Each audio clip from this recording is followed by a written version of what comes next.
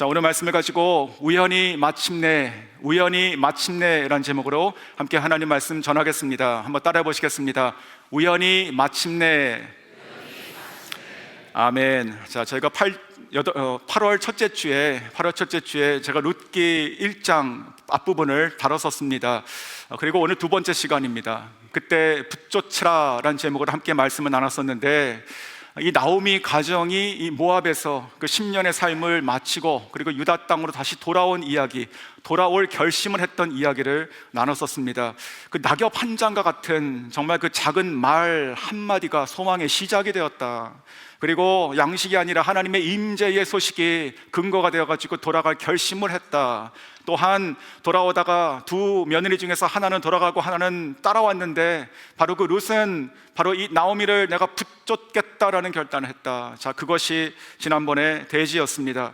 자, 그래서 돌아온 이야기. 그런데 이것을 나오미의 입장으로 보면, 이 나오미의 입장은 자기가 고향을 돌아오는 것이지만, 하지만 룻의 입장으로 본다면 거꾸로 그는 이제 미지의 땅으로, 그리고 낯선 곳으로, 그에게는 이방인의 땅으로 들어가는 자기 인생의 새로운 챕터를 시작하겠다는 결정이었습니다.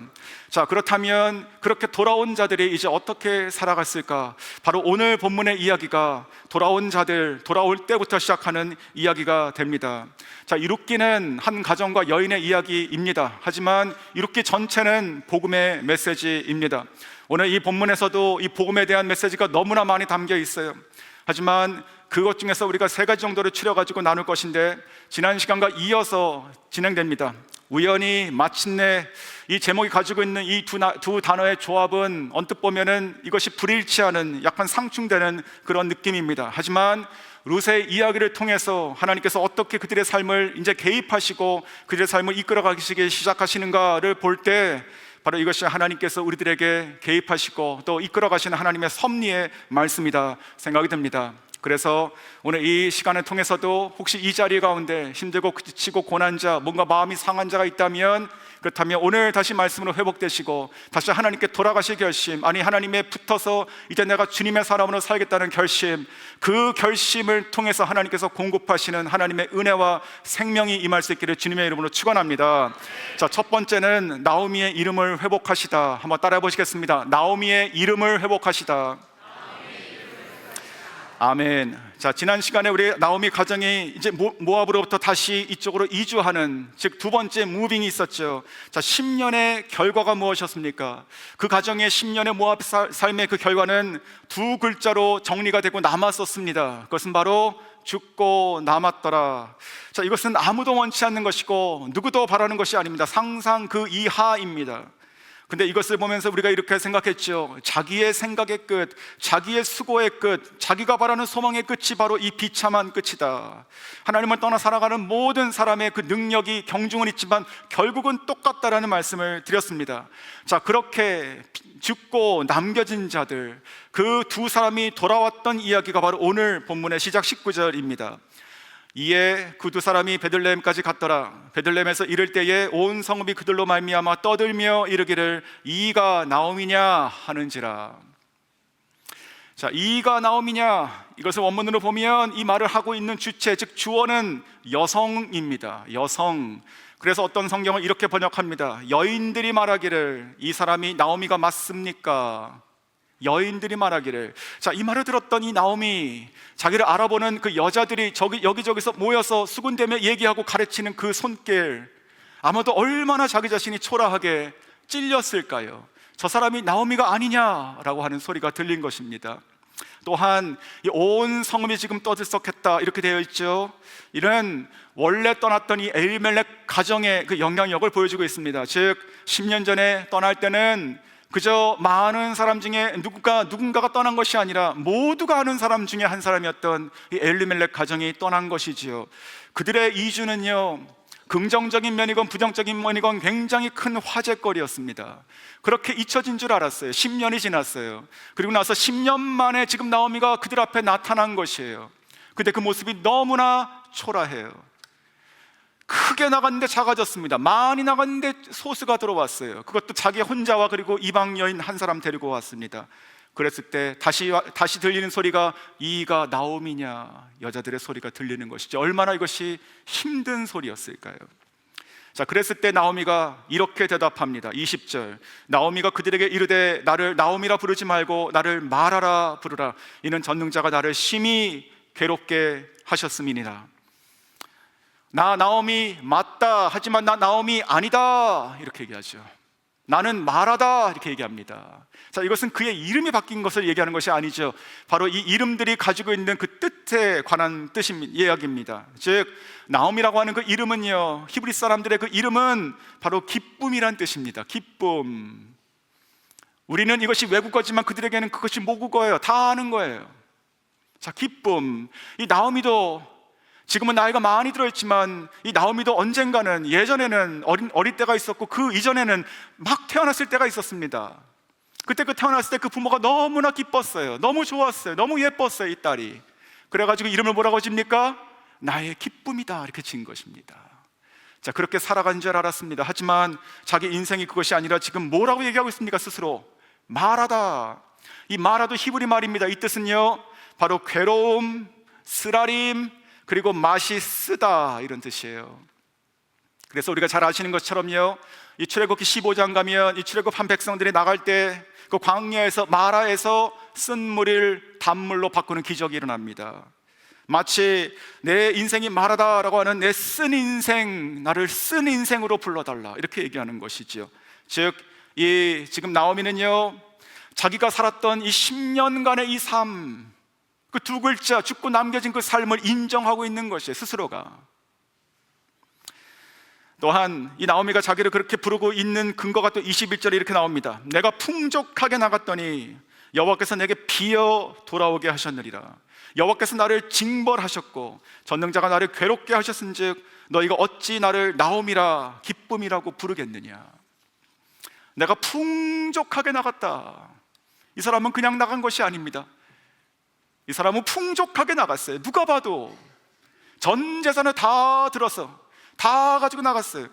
이 엘리멜렉 집안이 부유했다는 것을 알 수 있는 것이죠. 그런데 그 흉년의 때에 그 풍족했음에도 불구하고 그들은 살 길을 찾아가지고 자기들의 차선에 결정을 해가지고 모압으로 들어갔었습니다. 거기서 이방 여인들을 맞아가지고 그 며느리로 삼았어요. 그리고 정착했어요. 점점 살면서 익숙해졌어요. 그리고 고착돼 버렸어요. 다리가 땅에 붙어버렸습니다. 자, 그리고 나서 지금 10년이 돼가지고 다 부서진 다음에, 다 잃어버린 다음에 지금 돌아온 것이에요. 그때 뭐라고 고백합니까? 내가 비었다. 자, 오늘 이 중심으로 다루진 않지만 이 고백에서도 지금 이 나오미의 신앙의 뿌리가 사실 그 안에 있습니다. 여호와께서 내게, 하나님의 쫓아오심을 지금 기억하고 있어요. 비록 내가 내 뜻대로 가서 그렇게 살다가 내 뜻대로 다 비어지고 깨졌지만, 하지만 여호와가 따라오시긴 했다라고 하는 그 신앙의 불씨는 남아있는 것이죠. 어쨌든 지금 나오미는요, 자기 자신을 기쁨 아니요, 나는 기쁨이 아니고 나는 쓴 인생입니다, 나를 마라라고 부르십시오, 이렇게 지금 힘없이 얘기하고 있습니다. 사랑하는 성도 여러분, 여기까지가 관찰에 대한 내용이죠. 하지만 여기에 아주 중요한 놀라운 복음의 메시지가 담겨 있습니다. 그것은 바로 이 나오미의 이름이 다시 불려졌다는 사실입니다. 다시 나오미의 이름이 다시 불려졌다는 사실이에요. 나오미는요, 자기 자신의 이름을 스스로 부인하고 부정하고 버리고 살았어요. 아니다. 하지만 이 이름이 지금 다시 그의 귓가에 들려지는 것이에요. 저 사람이 나오미가 아니냐, 저 사람이 기쁨이 아니냐. 이것이 시작이에요. 이것이 바로 이 위대한 이 사람의 인생이 회복되는 시작, 즉 하늘에서 부르시는 하나님께서 너는 여전히 나의 기쁨이노라 부르시는 회복의 선포임을 믿으시기 바랍니다. 김춘수의 꽃이라는 시 잘 아시죠? 이런 시구가 있습니다. 내가 그의 이름을 불러주기 전에는 그는 다만 하나의 몸짓에 지나지 않았다. 내가 그의 이름을 불러 주었을 때 그는 나에게로 와서 꽃이 되었다. 자, 그런데 이 시인이 하고 싶은 말은, 진짜 자신의 갈망은 그 다음엔 이렇게 얘기하고 있습니다. 내가 그의 이름을 불러준 것처럼 나의 이 빛깔과 향기에 알맞는 누가 나의 이름을 불러다오. 그에게로 가서 나도 그의 꽃이 되고 싶다. 자, 나오미의 마음이 비슷하지 않았을까요? 내가 지금 나의 인생이 내가 지금 마라인데 누가 날 좀 다시 좀 불러달라. 내 이름 좀 다시 불러달라. 나를 다시 나오미라고 누가 좀 불러달라. 내가 다시 기쁨이 되고 싶다. 이런 갈망이 있지 않았을까요? 사랑하는 성도 여러분, 하나님께서 그 이름을 지금 부르시는 거예요. 하나님께서 그 여인들의 입술을 통해 가지고 하나님께서 하늘에서 부르시는 것입니다. 나오미야, 여전히 나의 나오미야, 부르시는 줄 믿으시기 바랍니다. 사랑하는 성도 여러분, 우리의 입술 가운데 다시 회복되어야 되는 이름이 무엇입니까? 궁극적으로 우리 입술과 또 우리의 귀에 그리고 우리의 마음 가운데 회복되어야 될, 다시 불려져야 될 이름이 있습니다. 그것은 바로 예수 그리스도이십니다. 혹시 우리 가운데 이 나오미처럼요, 혹시 나오미처럼 내 인생이 지금 기쁨이 아니라 슬픔뿐이다, 내가 풍족했지만 지금은 다 양손이 비어있다, 내 마음도 몸도 지금 다 상해 있고 마치 이 마라처럼 이 괴로움의 인생, 쓸 인생, 소망 없는 인생이로구나, 이렇게 생각하는 분이 계십니까? 그렇다면 하나님께서 다시 우리들에게 그 영원한 기쁨의 이름, 그리고 정말 그 생명의 이름을 우리로 부르라고 말씀하십니다. 우리가 이 나오미가 스스로 자기 인생을 바꿀 수 있는 확률이 지금 아무것도 없습니다. 다 무너지고 다 잃어버렸어요. 근데 그 이름이 불리는 것이 시작인 것이지요. 사랑하는 성도 여러분, 어떠십니까? 우리 입술 가운데 늘 불평과 그리고 또 원망과 그리고 마라의 이야기만 나옵니까? 아니면 내 입술에 다시 나오미, 즉 하나님의 부르시는 그 이름, 그리고 내 입술에 나의 주, 나의 왕 되신 그 이름이 다시 불려지고 있습니까? 우리 입술 가운데 지금 다시 예수의 이름이 회복될지어다. 우리 입술 가운데 다시 예수의 이름이 회복되어야 될 줄로 믿습니다. 지금 나의 상황과 그리고 나의 형편과 아무런 관계 없어요. 그냥 덮어버리고 그냥 내가 불러야 되는 이름, 바로 예수 그리스도의 이름인 줄로 믿습니다. 누구든지 예수님의 이름을 부르는 자는 정말 그 인생의 기쁨과 생명이 다시 살아날 것이며, 내가 내 스스로의 인생과 힘으로가 아니라 내가 부르는 그 이름의 권세로 내가 다시 회복되어 주 안에서 확신으로 말씀드리오니 우리의 입술에 다시 예수가 회복되면, 그러면 우리 인생이 다시 회복될 줄로 믿습니다. 우리 지난주 수요일 날 우리 예배 찬양 중에 마지막 찬송가의 가사가 이랬습니다. 슬픈 마음이 있는 자, 몸과 영혼이 병든 자, 누구든지 부르시오. 예수 이름 부르시오. 그 이름을 믿는 자, 그 이름을 부르는 자, 그가 어떤 사람이든 그는 구원을 얻으리. 다 같이 한번 불러볼까요? 예수, 예수, 오 능력의 그 이름 예수, 나 외쳐 부르네. 사랑하는 성도 여러분, 예수님의 이름을 부르시기 원합니다. 다시 그 나오미가 이름이 불려진 것처럼 내 귀에 다시 나의 믿음의 주, 나의 하나님, 나의 예수의 이름이 내 입술을 통해서 내 귀에, 내 영혼에, 내 마음에 다시 채워질 수 있기를 주님의 이름으로 축원합니다. 자, 두 번째, 하나님의 섭리 우연히 마침내. 하나님의 섭리 우연히 마침내입니다. 자, 본격적으로 이제 이 나오미의 가정이 회복되는 일이 이제 시작이 되고 있습니다. 하나님께서 이 두 사람이, 이 두 여인의 이 인생에 지금 개입하시기 시작하십니다. 자, 그러면서 점점 이 주요 인물은 이제 나오미에서 룻으로 지금 바뀌고 있습니다. 자, 이방 여인을 통한 유대 가문의 다시 회복이라, 그것도 다윗의 조상을 만드신다. 아니, 메시아의 족보에 올라가는 메시아의 조상이 된다. 하나님의 언약을 성취하는 것, 바로 이 이방 여인을 통해서 하신다. 저는 이 사실 자체가 복음이라고 생각합니다. 자, 22절 이렇게 얘기하시죠. 나오미가 모압 지방에서 그의 며느리 모압 여인 룻과 함께 돌아왔는데 그들이 보리 추수 시작할 때에 베들레헴에 이르렀더라. 자, 나오미가 지금 룻과 베들레헴에 돌아온 시기를 얘기하고 있습니다. 보리 추수 시작할 때, 보통 그 지역, 그 팔레스타인 지역에는요, 가을에 파종하고 그 다음에 봄에 보리를 먼저 추수합니다. 그리고 조금 지나서 밀을 수확하게 되는 것이죠. 그래서 성경학자들은 지금 이 시기를 대략 4월 말 혹은 5월 초로 지금 보고 있습니다. 자, 지금 그때 이제 2장으로 넘어가며 이 룻기 전체 이야기의 두 번째 가장 중요한 축을 이루는 또 한 사람의 이름이 등장하게 되는데, 그것이 바로 보아스입니다. 1절, 나오미의 남편 엘리멜렉의 친족으로 유력한 자가 있으니 그의 이름은 보아스더라. 보아스. 자, 이 보아스는요, 지금 성경이 소개하는 것이 엘리멜렉의 친척이다, 그리고 유력한 자다, 이렇게 얘기하고 있습니다. 친척은 관계고, 자, 유력한 것이, 이것이 무슨 뜻일까요? 히브리 원어를 보니까 이시 기뽀르 하에 이렇게 되어 있습니다. 자, 이것은 이 이시가 사람이라 뜻입니다. 이 두 가지 형용사가 지금 붙어서 수직하고 있어요. 자, 이 유력한이라고 되는 이 원뜻은 무엇이냐면 주로 용사들, 군인에게 썼던 강한 이런 형용사와 그리고 재력이 많은 이런 형용사가 붙어 있는 것입니다.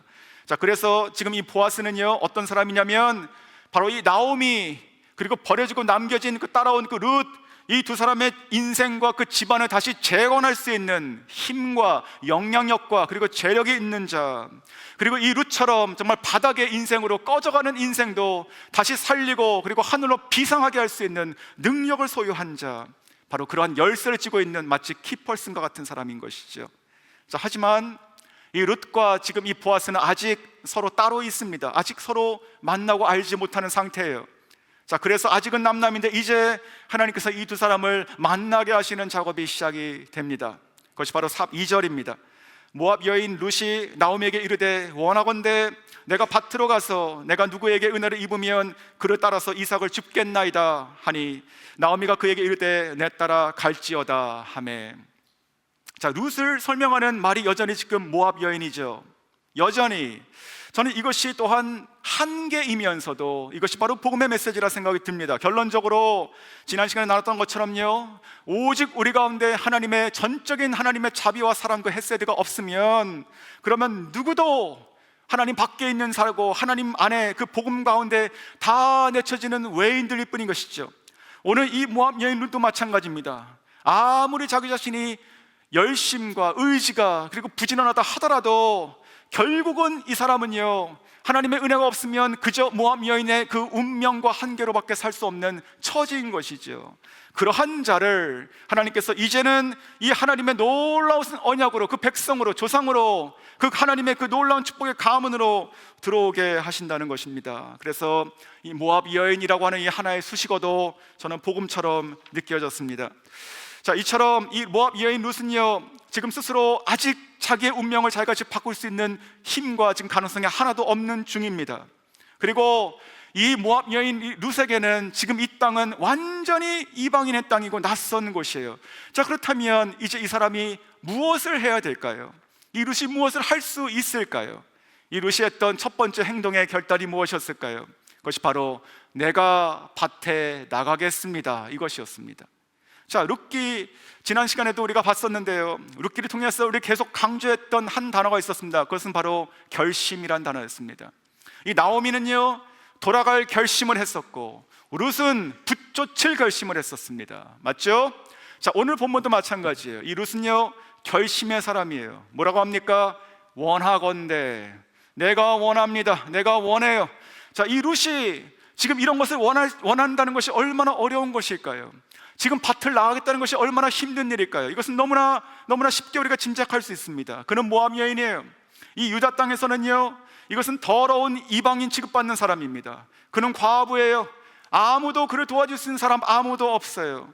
그리고 그는 외국인이에요.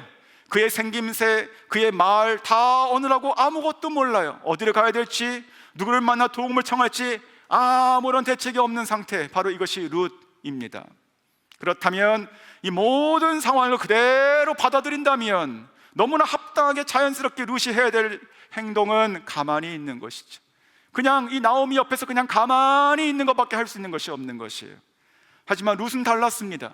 첫째, 그는 원했어요. 그는 마음에 소망을 품고 소원을 품었어요. 나는 그저 가만히 있어서는 내가 안 되겠다는 것을 아는 것이에요. 내가 할 수 있는 것이 아무것도 없지만 그러나 나는 뭐든지 하겠다고 원한 것입니다. 두 번째, 그는요, 낯설음과 두려움을 극복하겠다고 작정했습니다. 이것은 내 땅이 아니에요, 내 백성이 아니에요, 나의 언어가 아니에요. 하지만 내가 나가겠다고 작정했어요. 세 번째, 그는 아주 희박한 확률의 소망을 붙잡았습니다. 무슨 말이냐면 이렇게 얘기하죠.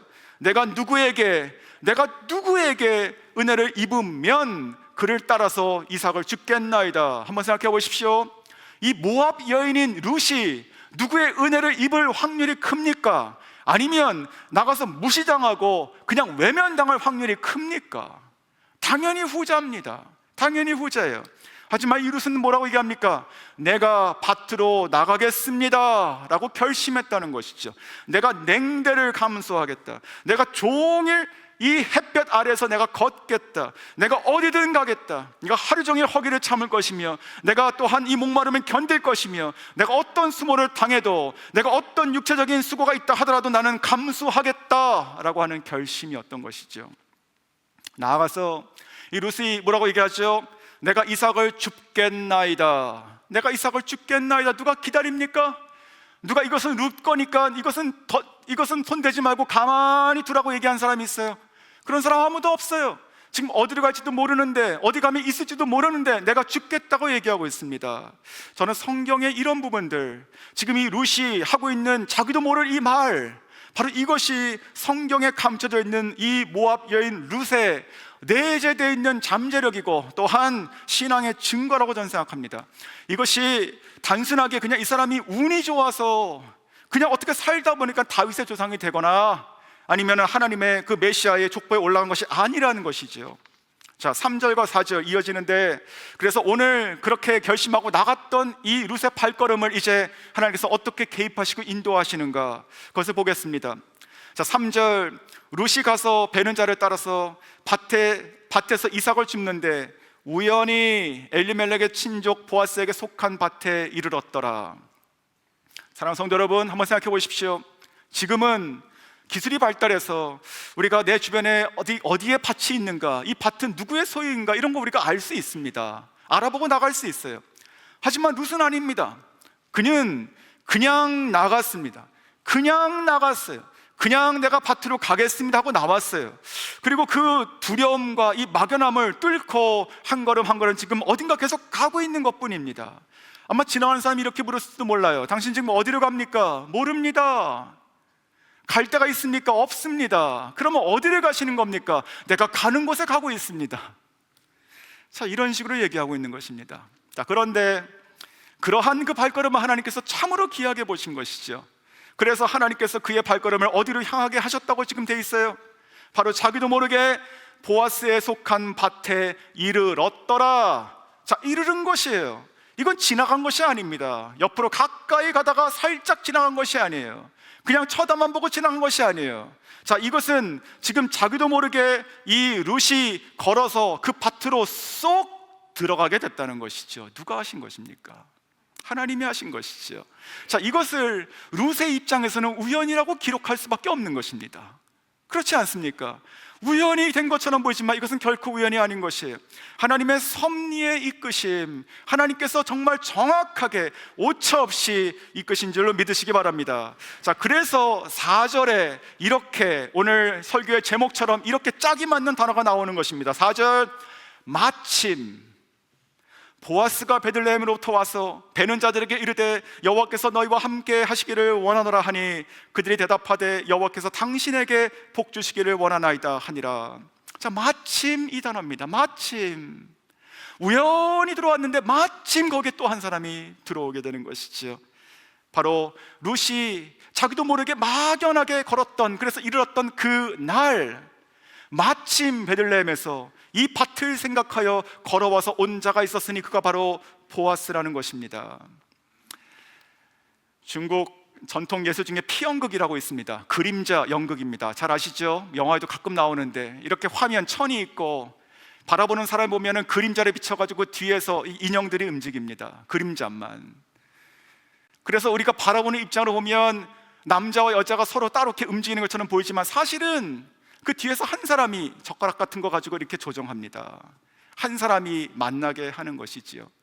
저는 오늘 이 장면, 오늘 이 3절과 4절 이 장면이요, 저는 그런 장면을 생각이 들어요.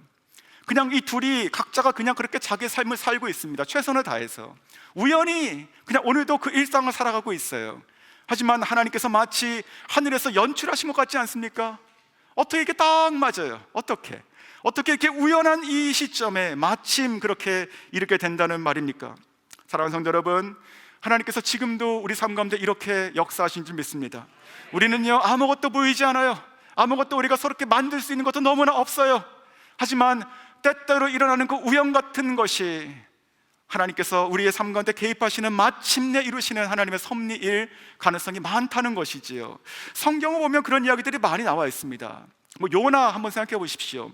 요나는요, 자기의 뜻대로 나는 다시스로 도망가야겠다 해서 욥바에서 배를 탑니다. 근데 마침 그 마음을 품었을 때 그 배가 딱 있었어요. 그래서 탔죠. 잘 됐다. 근데 가다가 풍랑을 만납니다. 그래가지고 어떡합니까? 제비를 뽑죠. 근데 자기가 뽑혔어요. 자, 운이 없다.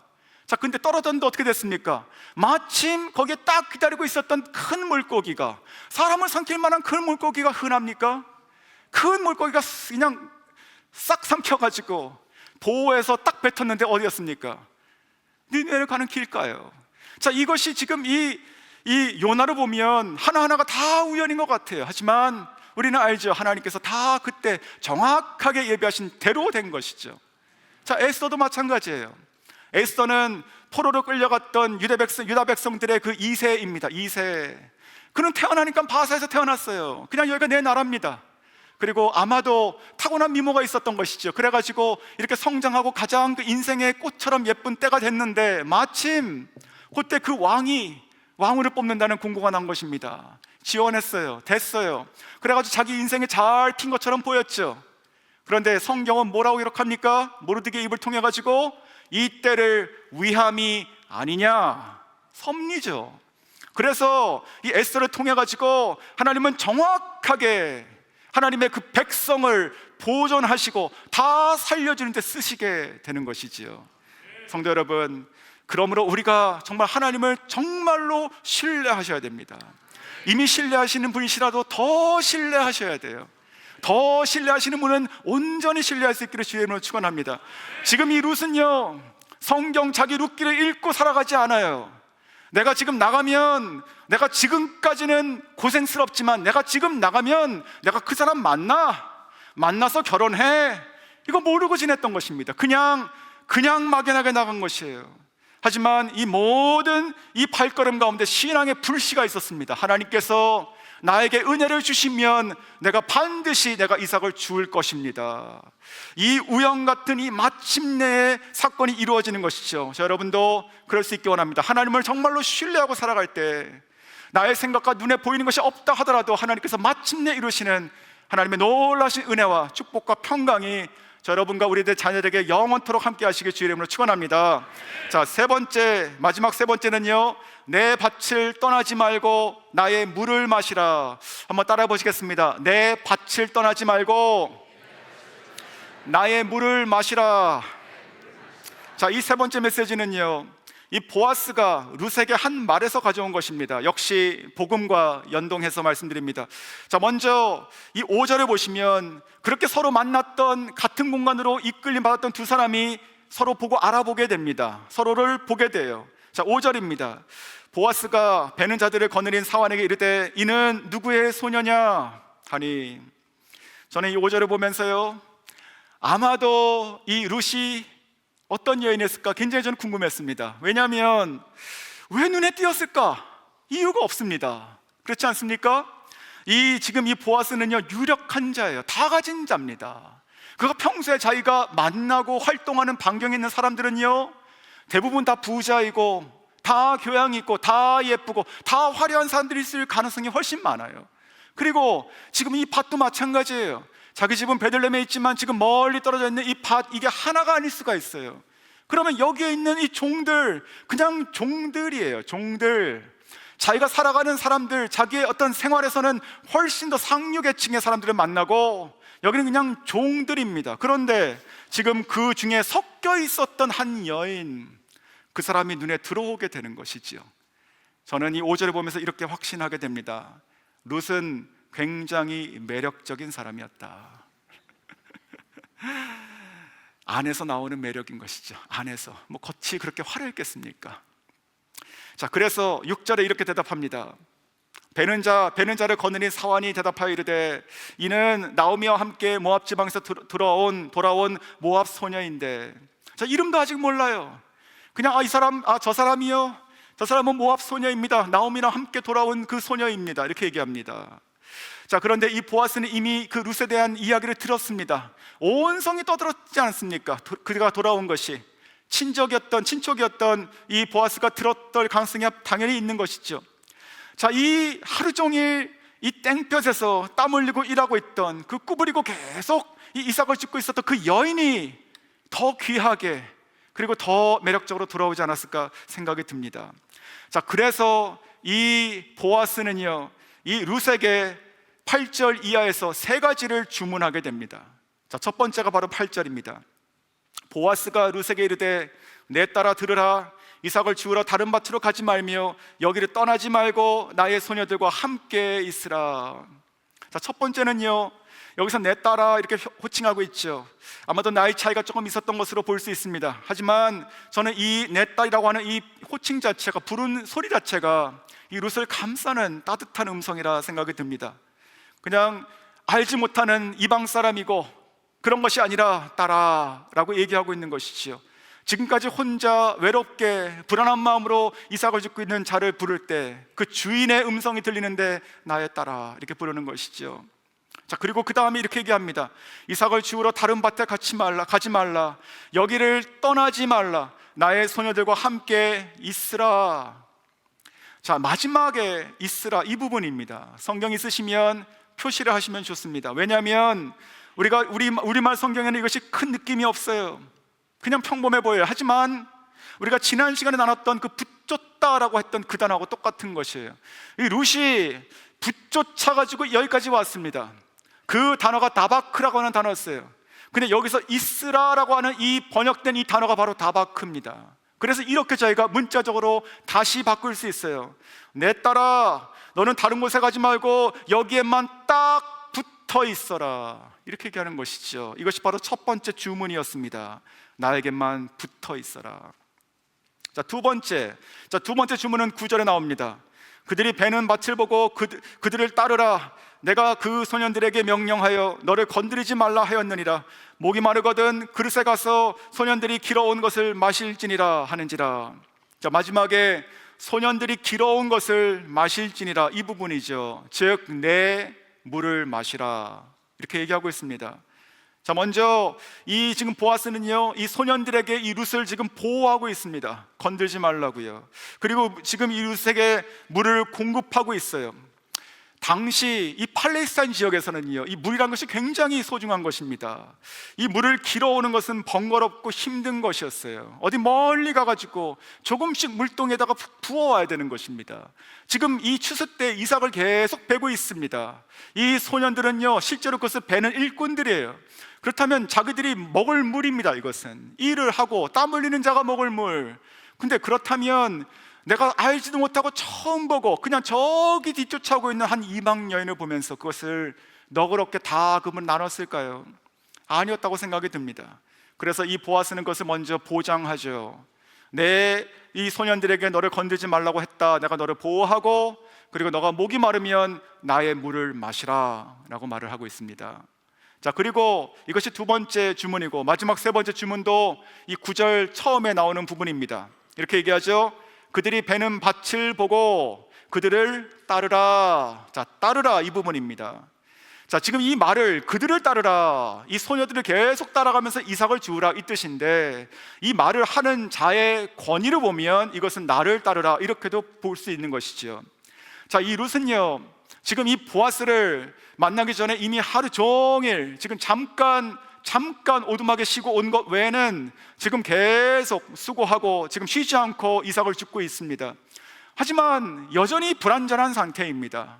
오늘 내가 주었다 한들 내가 내일을 보장할 수 없는 것이죠. 내가 지금 이 사람들이 나에게 호의를 베풀어 줬다 한들 내가 또다시 내가 계속 이것이 이어진다는 것은 보장이 없는 것입니다. 그것을 지금 이 보아스가 보장하고 있는 것이에요.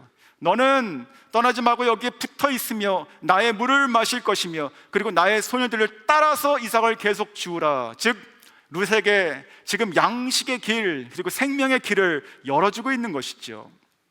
사랑하는 성도 여러분, 이상 우리가 간단하게 살펴본 이 보아스가 룻에게 했던 세 가지 주문, 이 내용들은요, 나에게 붙어 있으라, 나의 물을 마시라, 그리고 나를 따르라. 자, 이 말 속에 누가 보이십니까? 한 분이 보이지 않으십니까? 바로 예수 그리스도이십니다. 자, 요한복음 15장 4절에 이렇게 말씀하세요. 주님의 말씀이에요. 내 안에 거하라. 나도 너희 안에 거하리라. 가지가 포도나무에 붙어 있지 아니하면 스스로 열매를 맺을 수 없음 같이 너희도 내 안에 있지 아니하면 그러하리라. 내 안에 딱 붙어서 거하라. 자, 그리고 요한복음 7장 37절 말씀, 예수께서 서서 외쳐 이르시되 누구든지 목 마르거든 내게로 와서 마시라.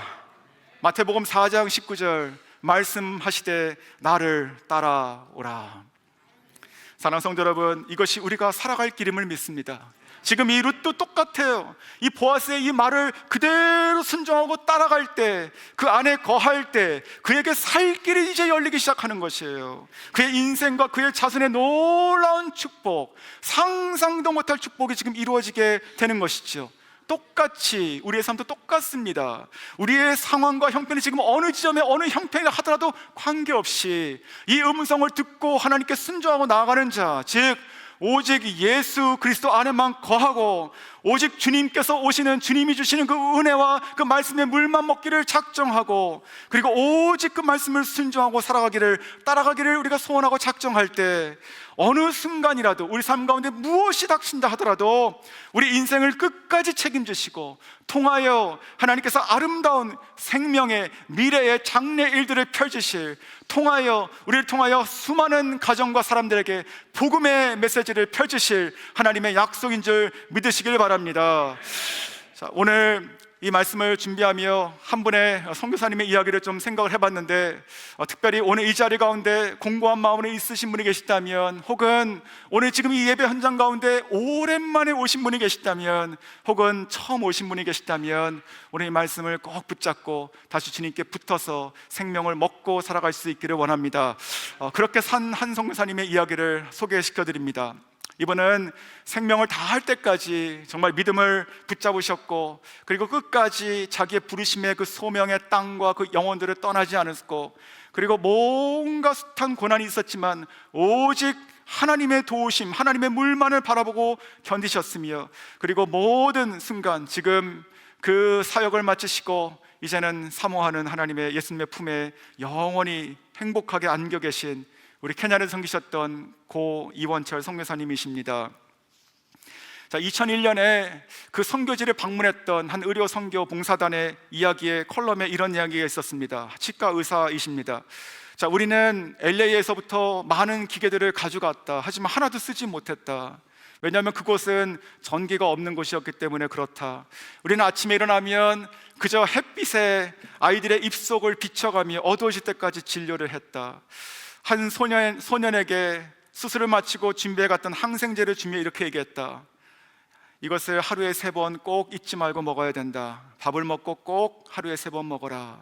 그랬더니 선교사님이 그때 나에게 오셔서 조용하게 말했다. 여기서는 하루에 한 끼밖에 못 먹습니다. 알고 보니 선교사님도 그들과 똑같이 사시며 하루에 한 끼를 드시고 또 똑같이 재활용된 옷을 입고 계셨고, 나중에는 아예 케냐 시민으로 귀화하셨다.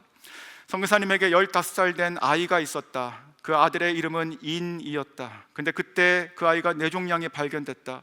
나는 그때 선교사님에게, 선교사님 어서 이 아이를 큰 병원으로 지금 데려가셔야 됩니다 라고 얘기했다.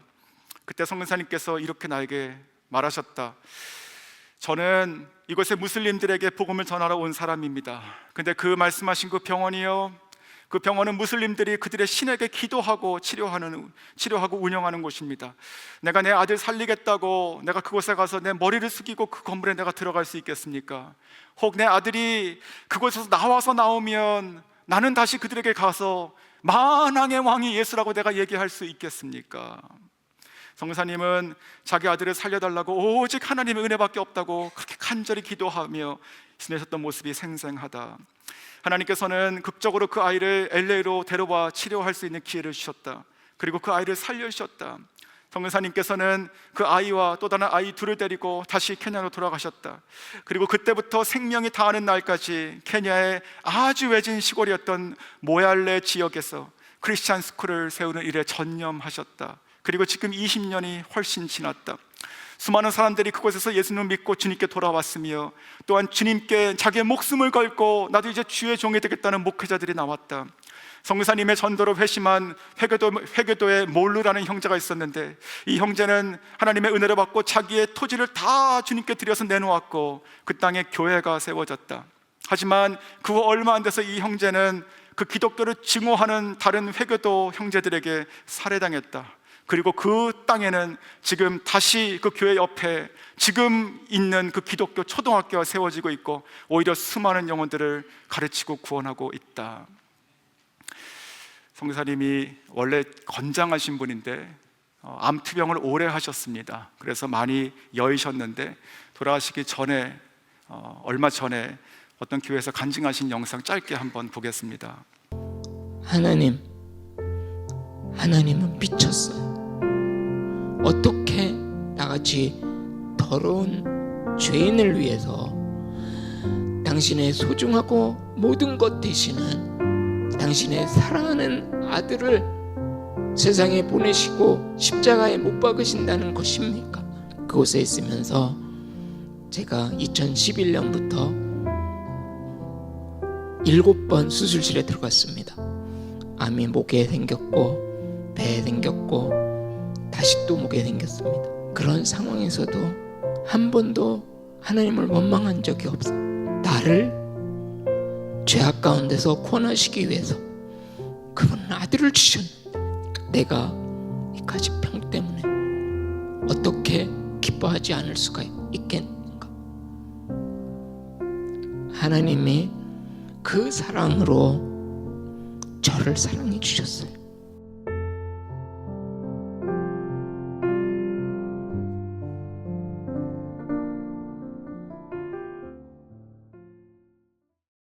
우리 선교사님께서는 27년 케냐에서 사역하셨고 10여 년 암투병을 하시고 많은 수술을 겪으시고 그럴 때마다 다시 케냐로 돌아가시고 끝까지 그 영혼을 품고 사역하시다가 작년 7월에 말라리아로 돌아가셨습니다. 선교사님의 평소 원하시던 대로 선교사님의 시신은 그의 학교 옆에 무덤에 지금 안장되어 있는데, 그 묘비에 그 스와힐리어로 이렇게 간단하게 새겨져 있습니다. 하나님의 사람 원철리. 사랑하는 성도 여러분, 말씀을 맺겠습니다.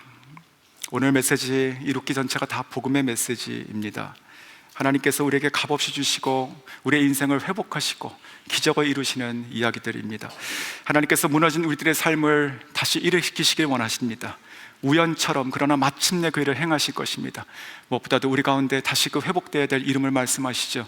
예수 그리스도의 이름이 우리 가운데 회복될 때, 그리고 하나님을 전적으로 신뢰하고 내가 오늘을 살아갈 때 하나님께서는 기적같이 그 우연 같은 그 모든 일상 가운데 기적같이 임하셔서 우리들을 반드시 하나님의 섭리 가운데 이끄실 줄 믿습니다.